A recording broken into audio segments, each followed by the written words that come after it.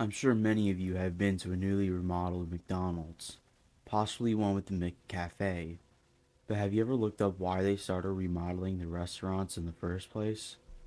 The first McCafe in the States popped up in Chicago back in May of 2001. This was just the beginning. Now, over the last 5 years, McDonald's has taken to remodeling every single restaurant in America. Most of you might even be asking yourself how long it's been since you last stepped foot in an old McDonald's. Ask anyone who's done some market research and you'll hear something strange. McDonald's loses money on the process. It's a fact. The new furniture isn't pulling new customers, and the McCafe can't sell coffee that cheap and turn a profit. Look at Starbucks prices, and you'll see what I mean. Stakeholders say they wanted a more adult vibe for the restaurant, a classier look for a classier America. Wrong answer. Google it right now. What's McDonald's target age group? It's children and teens. It always has been. So then why did they start all these remodels? Why would one of the largest corporations in America spend over $1 billion on a terrible marketing strategy? That's where things get interesting. Let's start with the play places.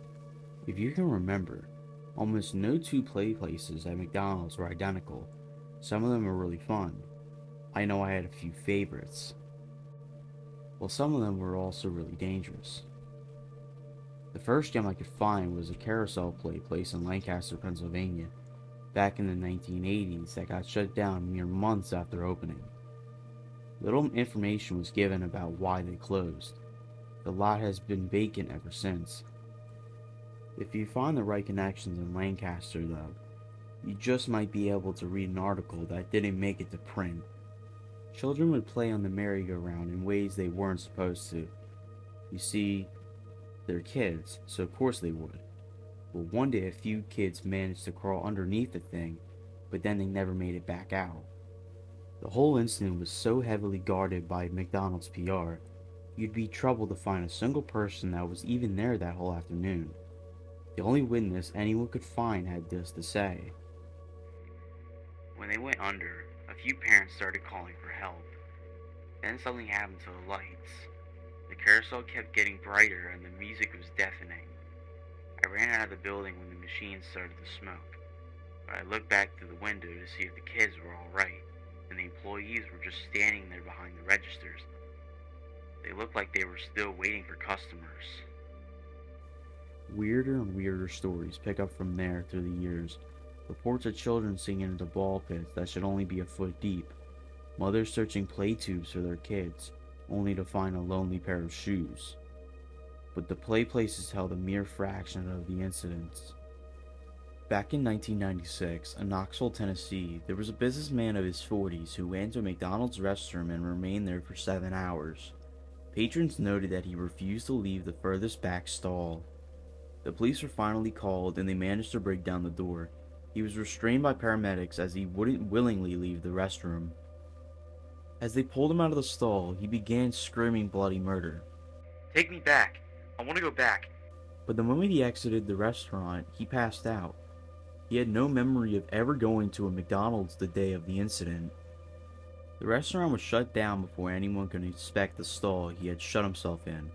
However, anyone who used the restroom that day mentioned hearing several voices whispering things like, "It wasn't him. We have to go back. Saw you smile." Then there was a fry cook somewhere in Vermont back in '99 who walked into the middle of the restaurant and dumped scalding oil on himself without flinching or saying a word. Several of the customers started to laugh and roll around in the burning oil alongside him, and all were rushed to the hospital. Only one survived, but refused to make a statement. Not that she easily could. Her throat melted all the way through and had to be completely restructured. The manager claimed he didn't remember ever hiring the fry cook and that he wasn't in any official paperwork. His name tag didn't even have a name, just 4 hashtags written on it. Once again, the McDonald's was closed without a trace. Most of the stories sounded like urban legends to me, but it never failed. Wherever I found a story, a McDonald's had been shut down in its wake. Near the late 2000s, The number of cover-ups had become so frequent that McDonald's decided to shut all of them down and rebuild. Every single one. But of course, they missed a few. I needed to see one for myself. I remember going in the old McDonald's as a kid, but that was before the frequency of the incidents. That was when it was still safe. There was a small town on the way to my parents' house just off the highway. Orozco was its name, maybe 100 residents, completely untouched by the outside world, practically forgotten. It was pointless to stop there for any normal reason because there wasn't a gas station or a rest stop. Not even a sign to let you know you were close. Let's just say I had to sneak my way around some very old building permits to discover they had one of the few McDonald's, aside from some treasured landmarks, that has yet to go through a remodel since the 1970s. How lucky is that? I was surprised they even had a fast food place, yet they didn't have a market or post office. I planned a trip to my parents' place for the weekend, with a stop at Orozco on the way. It was already dark outside since it was the dead of winter and I didn't get off work till 5.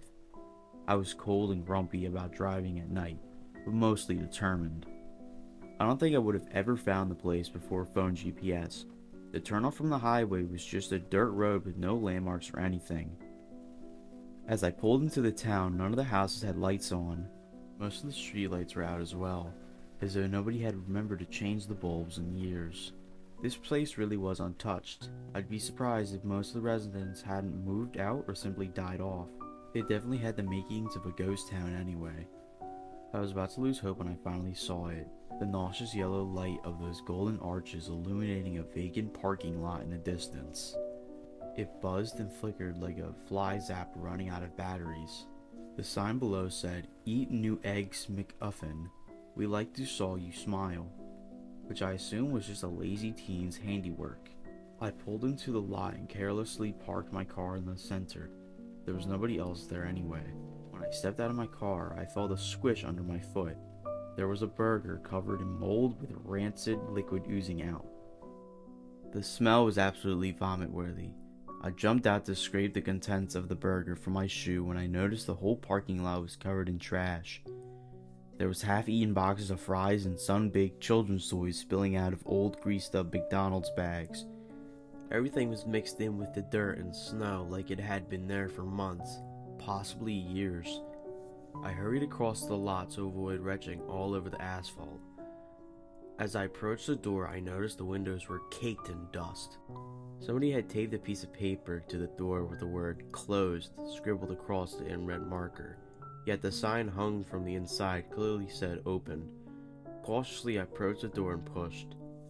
An artificial bell hummed an old McDonald's tune that fizzled out on the last few notes as the door creaked open. I looked around the fluorescent lit room and saw it was void of life. There was nobody sitting at any of the tables and nobody attending the registers. Somebody had left a tray on one of the tables in the back, but there was no other sign someone had been here. The inside was at least a little cleaner. The toys on display by the counter were of characters I had never heard of, likely from before my time. The whole place was covered in faded coats of yellow and red paint, and all of the tables had that classic McDonald's wood finish. The wood looked completely rotten, but slathered in coats of polish is a sad attempt to keep it looking new.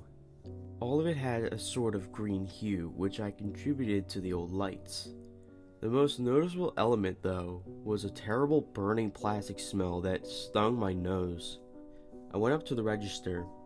I felt like I shouldn't order anything, but I was hoping maybe I could ask someone a few questions. I waited for a good 15 minutes in silence. I shouted, "Hello?" with only a muted echo for a response. I had been to a few McDonald's with bad service in the past, but this was insane. With how dirty the whole place was, I should have expected as much. Just as I was about to turn around and give up, the cash register popped open. It was practically begging me to take a tip for myself. Besides, didn't I deserve a slight reward for wasting my time here? I casually walked over to it and saw at least a dozen 20s stacked high. Looking around to make sure nobody was watching, I reached in to take a few bills. when the thing suddenly snapped closed right on my fingers. The metal dug deep into my flesh, leaving a dark trail of blood down the side of the counter. I yelped in pain.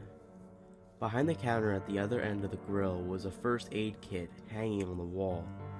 The lights were burned out in the kitchen area, but I needed a bandage, pronto. I hopped over the table and made my way to the back.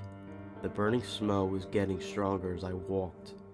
I noticed the grill was covered in a thick layer of grease, completely unsuitable for cooking. I passed by the frying station and the oil was filled to the top with maggots. I quickened my walk to the first aid, hoping to get patched up and out of there as soon as possible.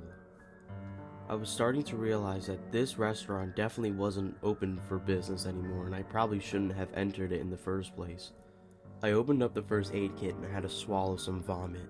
A cloud of mold burst from it in every direction, followed by the same bubbling black ooze that was on the burger outside. I started coughing and waving my hands in the air to clear the mold dust floating around. The bell I had heard playing the McDonald's tune started up again as I steadied myself. I assumed it was broken like the rest of this dump.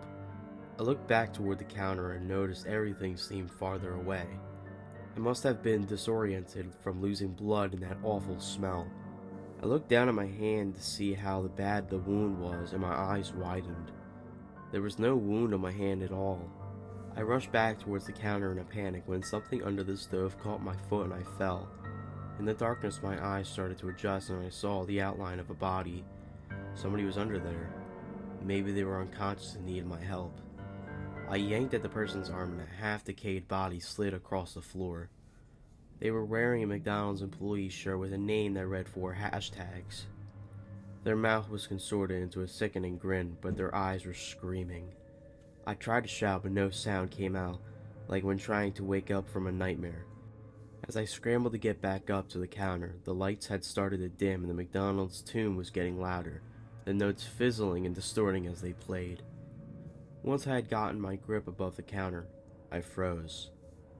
Since entering, I never looked at the side of the restaurant opposite the counter.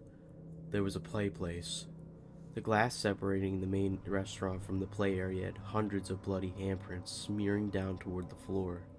The tube slide was caved in with chunks of red liquid squirting out from the tiny hole left at the bottom. There was a row of nooses tied to the monkey bars in the corner, with employees wearing the same 4 hashtag name tags hanging from them. The tables around the perimeter had skeletons with rotten food left on trays, some of the food hanging from the skulls' mouths. I looked on in horror, too shocked to move. While the rest of the restaurant went dark, a bulb in the center of the play place continued to glow like a carnival spotlight. Below it was a massive ball pit, barely able to contain all of its colored plastic balls. It was smoking under the blaring white light, making that awful burning plastic smell. The balls began to rattle and fall off the edge when something inside started to shuffle around. I wanted to run so badly, but my body refused. Then suddenly the music went dead and the movement stopped. A yellow glove slowly crept upward from the pit below, riving its fingers as it went. A connected red and white sleeve came after it, slowly alternating colors as they appeared from underneath. The arm continued to reach toward the sky, growing more and more, while its joints popped and cracked like breaking branches. By the end, that arm had to be at least 6 feet long.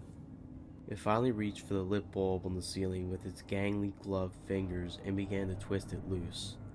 I broke into a sprint, jumping over the counter and toppling chairs as I went. That last light went out just as I got to the exit. I bashed through the door, breaking the glass in the process. As I rolled into the parking lot, I heard a distant scream, and then something whispered right next to my ear in dead silence. It had the same tiny distortion as the McDonald's tune. Come back. I want to see you smile. I haven't told anyone about what happened there that night.